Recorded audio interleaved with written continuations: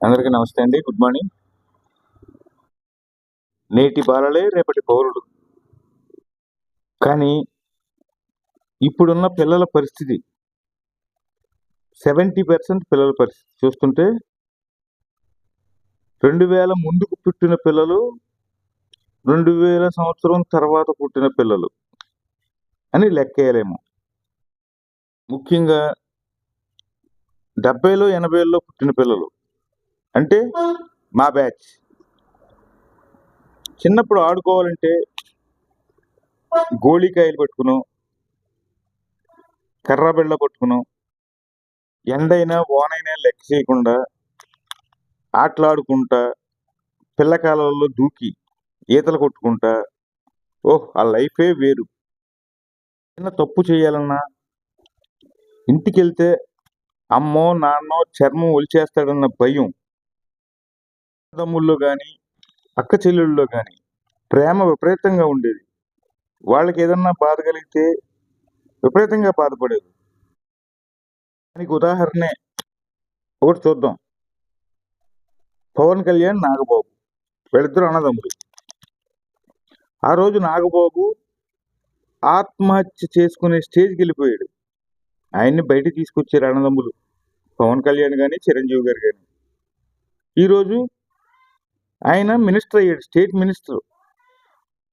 మీకు తెలుసో తెలీదో, నాగబాబుని స్టేట్ మినిస్ట్రీలోకి తీసుకుంటున్నారు, ఏపీ స్టేట్ మినిస్ట్రీలోకి తీసుకుంటున్నారు. ఇక 2000 తర్వాత పుట్టిన పిల్లల పరిస్థితి చూద్దాం. భ్రష్టు పట్టిన విద్యా వ్యవస్థ అన్నామా, లేక పిల్లలపై తల్లిదండ్రులకున్న అశ్రద్ధ అన్నామా? ప్రేమ చూపిస్తున్నారు. ప్రేమ వేరు, శ్రద్ధ వేరు. శ్రద్ధ అంటే పిల్లల భవిష్యత్తు ఆలోచించేది. ప్రేమ అంటే వాళ్ళకి కావాల్సింది కొనిచ్చేది మాత్రమే.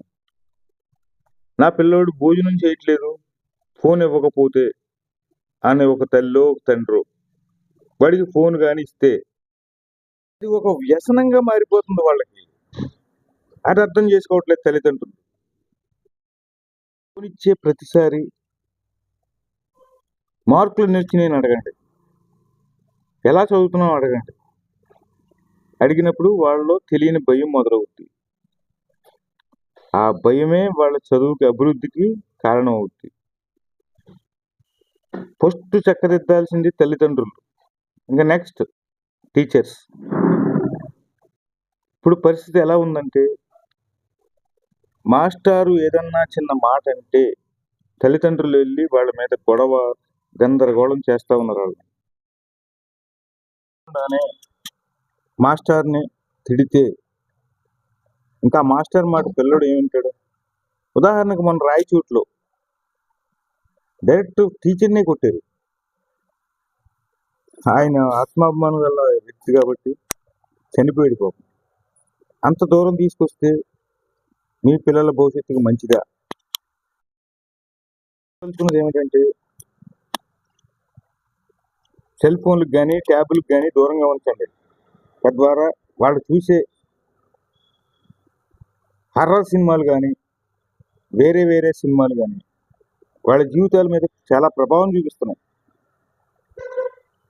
దయచేసి అర్థం చేసుకుని నా వీడియో నచ్చితే లైక్ చేయండి, షేర్ చేయండి, సబ్స్క్రైబ్ చేయండి. ఇప్పుడు వరకు సబ్స్క్రైబ్ చేసుకోకపోతే మీ ఫ్రెండ్స్ చేత కూడా చెప్పి సబ్స్క్రైబ్ చేయించి సపోర్ట్ చేయండి.